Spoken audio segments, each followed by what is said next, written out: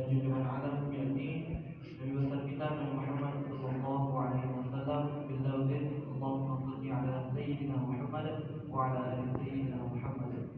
Assalamu alayka ya Rasulullah. Baik, pada kesempatan ini untuk mempersingkat waktu, marilah kita simak dan dengarkan ceramah agama yang akan disampaikan oleh Al-Mukarram Dr. Zulkarnain Al-Mukarram dan Dr. Zulkarnain sebagai SHMIS kepada Al-Mukarram Assalamualaikum warahmatullahi wabarakatuh. Waalaikumsalam warahmatullahi wabarakatuh. Alhamdulillahirabbil alamin wal 'aqibatu lil muttaqin. Wassalatu wassalamu ala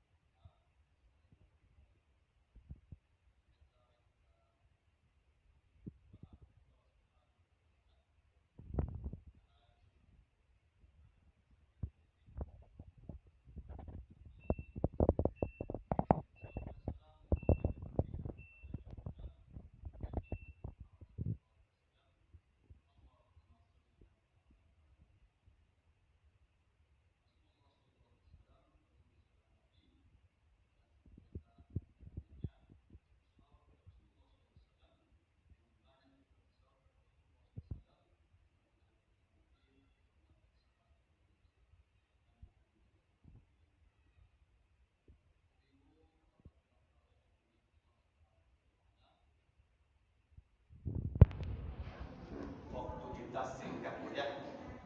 Dalam 5 menit kita akan kritik ya Bang. Kalau beliau bertanya, mulai menit. Gimana? Judul kita pada malam hari ini Bu adalah yang ditetapkan oleh IGMI,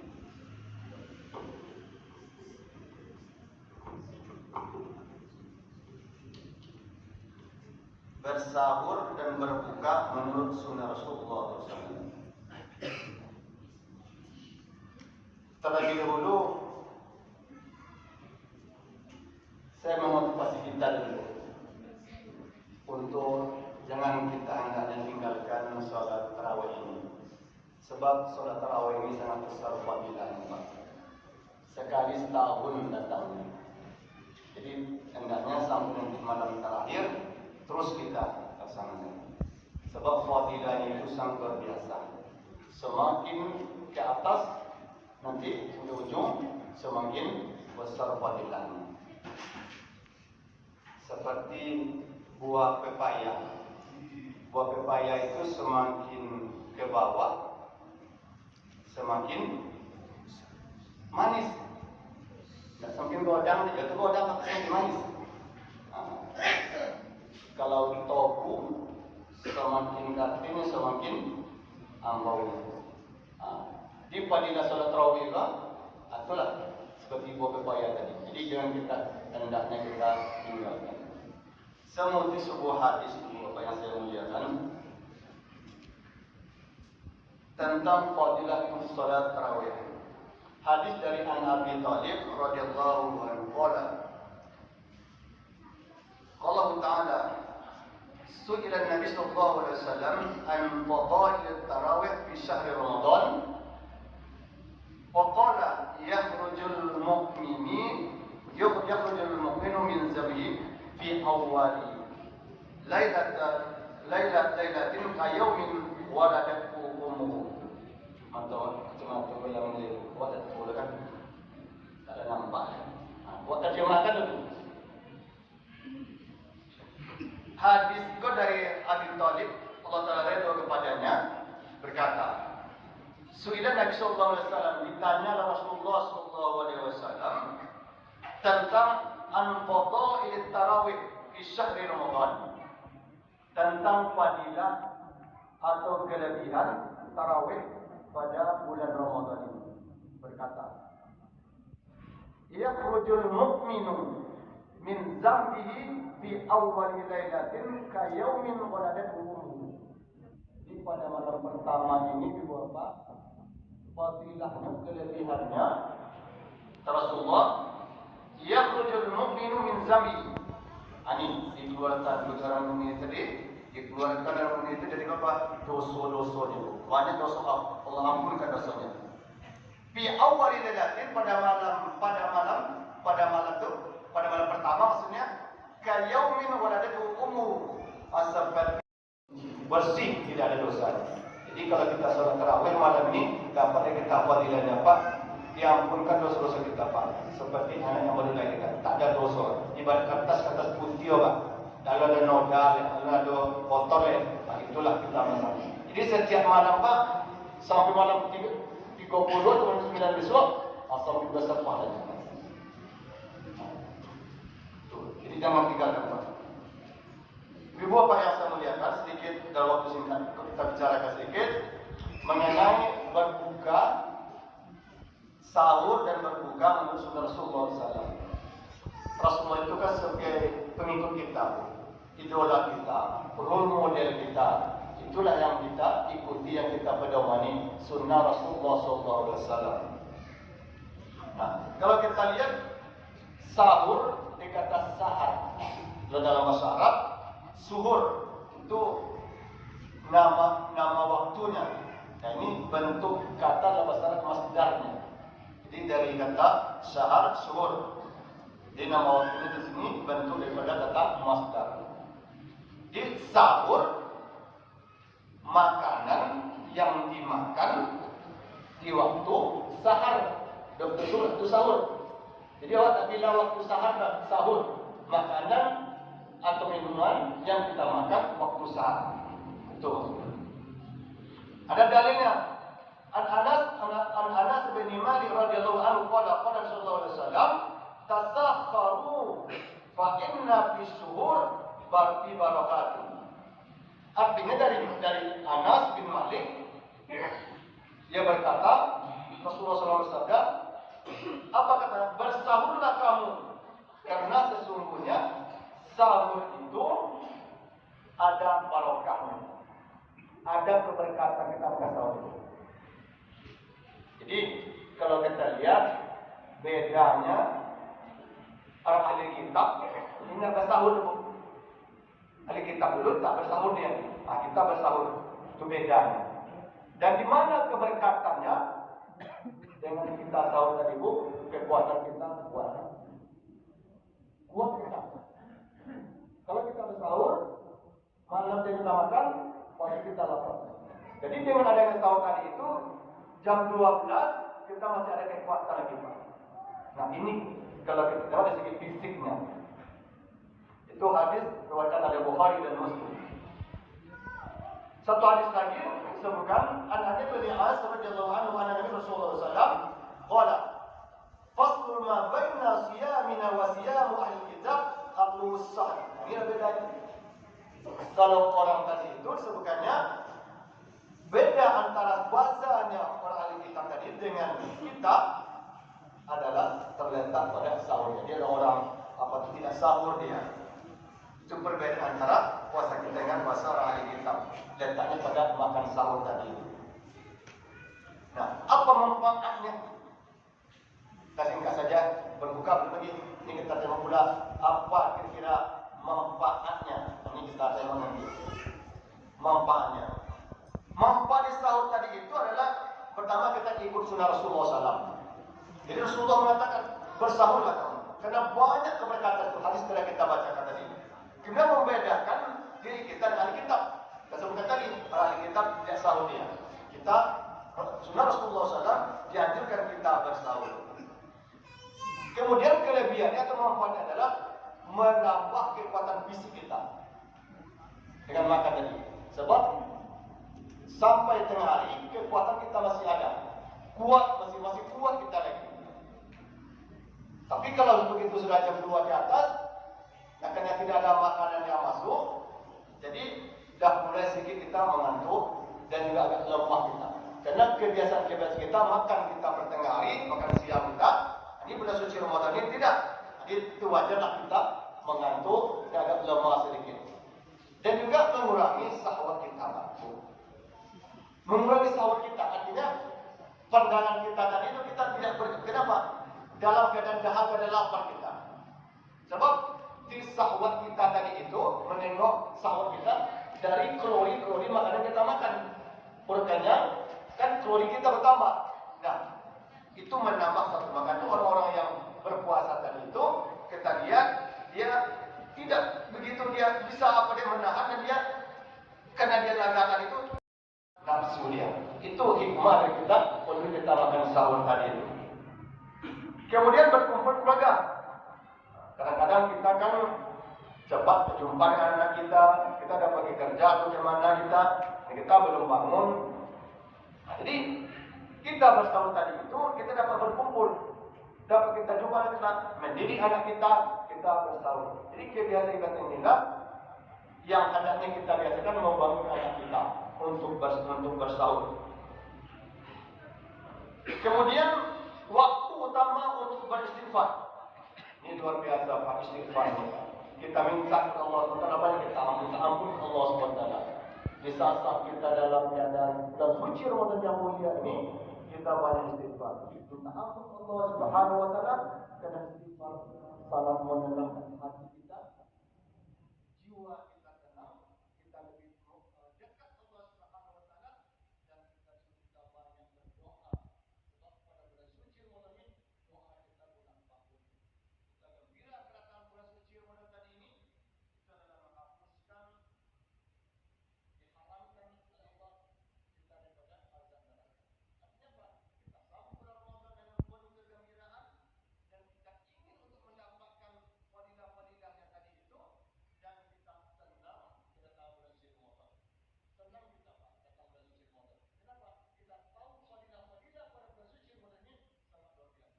Salat sunat kita masuk pada bulan suci Ramadan ini sama nilai dengan salat wajib di luar Ramadan. Sudah baru. Dan salat wajib kita laksanakan pada bulan suci Ramadan ini sama fadilahnya 70 kali fadilah pada satu Ramadan. Sampai tak. Itu berapa lagi? Ini Allah berikan fadilah. Dalam salat sunnah al-Fajr itu wa bil ashari hum yastaghfirun. Kemudian barokah bagi yang bangun lebih awal. Ini berkah. Dapat kita bangun pada pagi. Bisa kita solat pagi. Boleh Ustaz kita solat pulang malam. Boleh bukan apa? Boleh. Memang bagusnya di dalam malam jam 2. Tapi masih bisa kita solat. Belum balik pada lagi. Menjelang kita menunggu sahur, salat sunat kita dulu. Dapat 3 rakaat, 4 rakaat jadilah kan. Buat salat taubat, berjalan, salat tahajud, istikharah, salat hajat. Witir tak? Kalau dah sudah witir, kalau dah witir tak apa-apa itu. Kalau witir tak apa-apa juga. Dalam kita salat witir. Kemudian ini memotivasi anak-anak kita untuk berjamaah. Maka itu kita dianjurkan sahur tadi itu memperlambat. Artinya jangan cepat.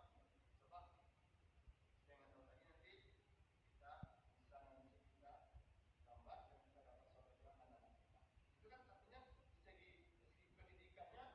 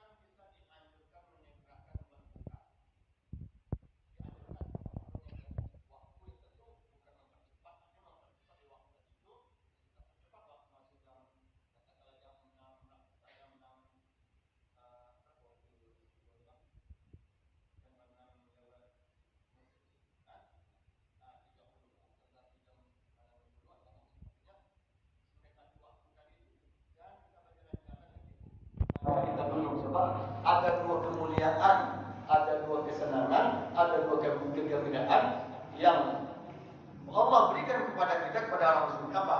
Yang pertama, kegembiraan, kesenangan waktu kita berbuka puasa. Itu kesenangan bulan puasa dalam keadaan dahaga, lapar, kita menunggu dalam keadaan berbuka ini, itu luar biasa gembiranya. Ibarat, kalau contoh, ibarat orang baru di penjara, dan anak dalam penjara, hati gua masuk kodu penjara, kan gembira. Ibarat contohnya, begitulah senang hatinya kalau seandainya dia sudah tahu dalam penjara, keluar dari penjara senang hati. Begitulah kita satu hari kita berpuasa dalam dahaga, haus, lapar, dan gembira kita. Itu kesenangan kepada Allah berikan kepada kita dengan berbuka puasa. Yang kedua, bahagia atau senangnya kita nanti berjumpa Allah di bulan Ramadan. Ibadah kita laksanakan selama ini, Pak, kita meninggal nanti, kita dapat berjumpa Allah Subhanahu wa Ta'ala. Macam mana indah bantu Allah nanti akan kita jumpa. Jadi ibadah kita laksanakan ini, insya Allah kita dapat berjumpa dengan Allah Subhanahu wa Ta'ala. Itu luar biasa, Pak. Kalau dapat kita berjumpa Allah Subhanahu wa Ta'ala, maka bekal kita sekarang ini kita siapkan apa kita ini ibadah dengan sebanyak mudah-mudahan kita dapat Allah. Dia adalah dua penelitian yang sangat gembira. Ada hadis mengatakan, An-Sa'di bin Sa'id radhiyallahu anhu dari Rasulullah sallallahu alaihi wasallam, la yuzalu an-nas bi khairin ma ajjalu fil ardh. Hadis ini dari Ibnu Sa'id radhiyallahu anhu, sesungguhnya Rasulullah bersabda, manusia tetap dalam kebaikan selama mereka menyegerakan berbuka. Menyegerakan kita berbuka, jangan terlambat kita berbuka ini. Seolah kita kalau lambat kita tak rindu kita.